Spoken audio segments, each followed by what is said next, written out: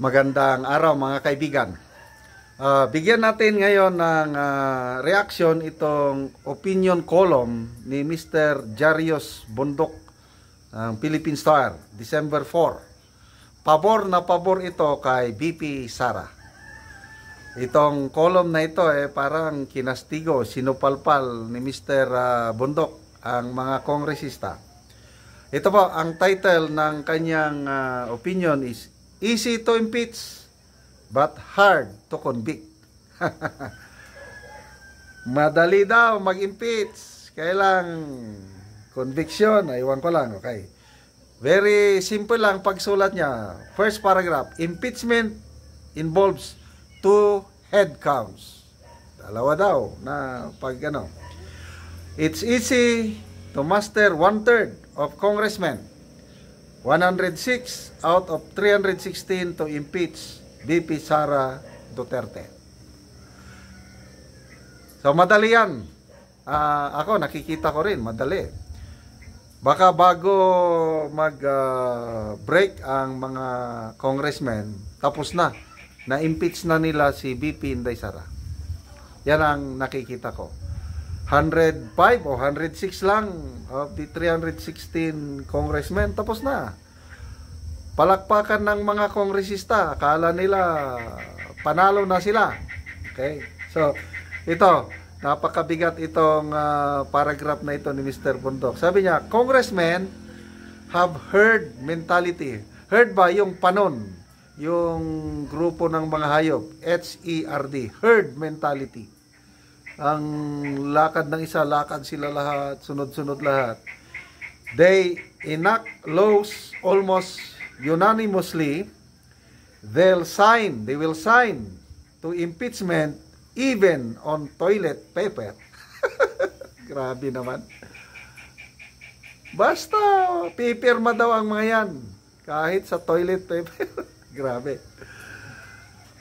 So, sunod-sunuran na lang. Ito na. Ang birada, but convicting Sara is improbable. Ano bang mas mabigat? Impossible o improbable?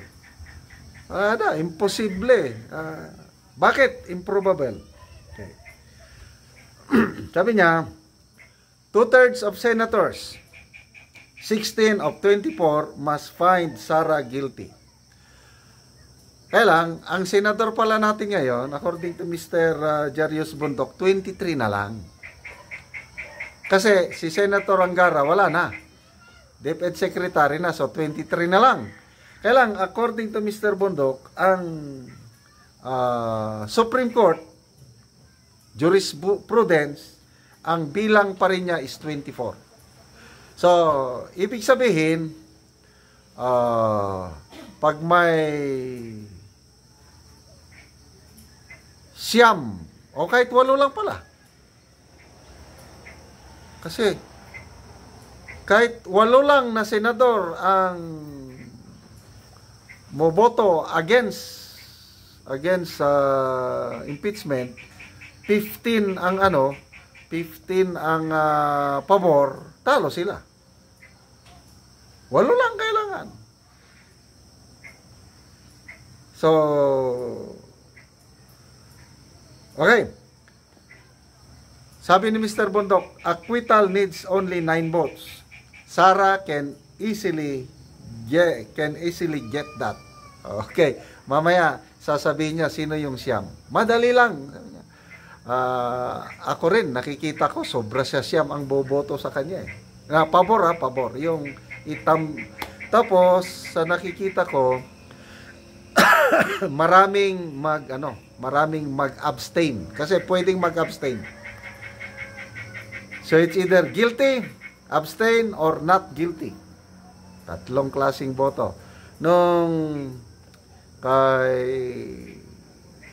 Supreme Court Chief Justice Corona, ilan yon? Tatlo lang ang who voted for his acquittal, or all the rest na impluwensyahan ng presidente, kasi mismo presidente daw ang tumatawag sa mga senador. nung impeachment ni Chief Justice Corona. Okay, so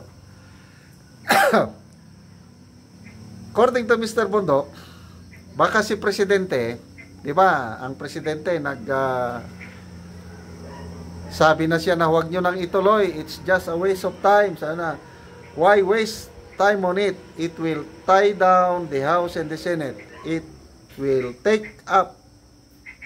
just take up our time. And for what? For nothing.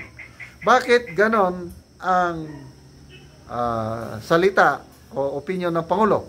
Sabi ni Mr. Bundok, nakita na ng Presidente yung mangyayari na maa-acquit si VP Sara sa Senado. Kaya inunahan niya na. To para magmukhang tama siya o hero siya na sinabi ko sa inyo, wag niyong ituloy eh. Pati ang Presidente, alam niya na ma-acquit si VP Sara. O, di ba maganda? Senators who will vote for acquittal are obvious. Klaro na kung sino-sino. Okay. Punta natin na binanggit niya yung mga articles of impeachment 24 articles of impeachment. Graft and corruption. Ilang articles ang graft and corruption?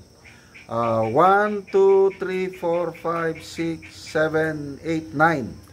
9 articles under ng graft and corruption. Sabi ni Mr. Bundok, wala. It will not hold water. Hindi, walang bigat. Dodge kung sa bala pa. Hindi puputok. Okay, under bribery. Under bribery, 10, 11, 12, 13. So, tatlong articles under bribery. Betrayal of public trust, 2 article. And then, other high crimes, yun na. 16, 17, 18, 19, 20, 21, 22, 23, 24. 9 articles. So, according to Mr. Bundok, lahat daw ito hindi magsilbi. 2 lang ang sabi niya na medyo mabigat. Yung article 23 and 24. Okay, ano yung article 23 and 24? Psychological incapacity as Vice President in wanting to behead BBM, October 2024. Mabigat nga ito.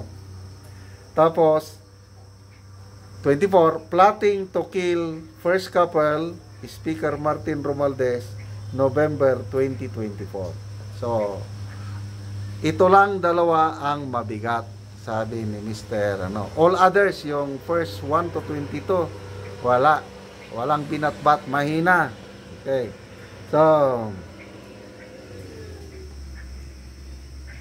So what? Kung mabigat, sabi na, impeaching, only Article 23 and 24 carry weight, mabigat.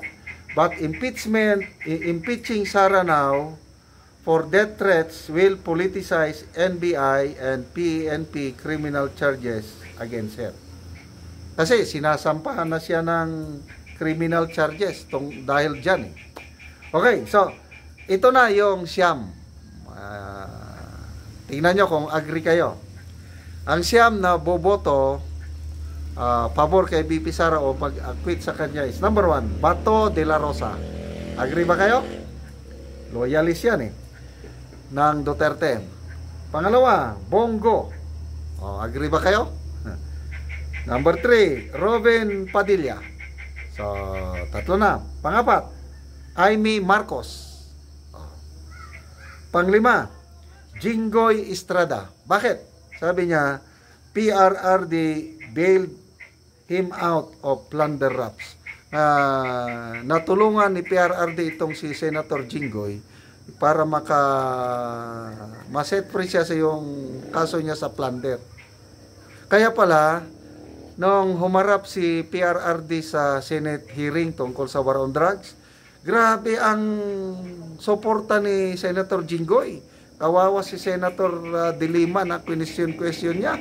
Ito pala, Now, I understand. So, panglima. Panganim, Cynthia Villar. Klaro naman, Villar, baka Duterte. Pangpito, Mark Villar. Bakit? Dahil DPW at Secretary ni PRRD. Pangwalo, Alan Peter Cayetano. Bakit? Yan ang running mate ni PRRD. And then, Pia Cayetano, sister ni Alan. So, siyam na yun. Ako, pwede pa kong idagdag si Loren Ligarda. Pwede pa yan.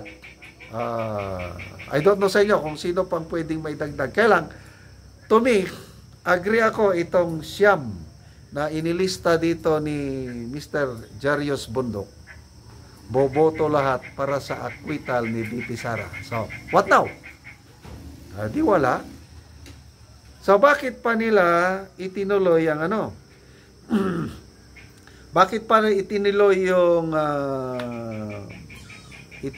yung impeachment? I don't know. Para lang siguro. Sabi nga ng isang abogado, si Attorney Boco de la Cruz, media mileage na lang daw ang hinahabol nila. Kasi gahol na sa panahon, at the same time, walang pag-asang makakalusot sa So, salamat Mr. Jarius Bundok. I agree sa inyong opinion. Nakakatawa yung sabi nyo nga, herd mentality yung mga congressman. Nung iyo, hindi nag-iisip, sumusunod lang sa utos, sa flow, tapos pipirma ng impeachment kahit sa toilet paper. So, comment kayo. Agree ba kayo dito kay Mr. Jarius Bundok?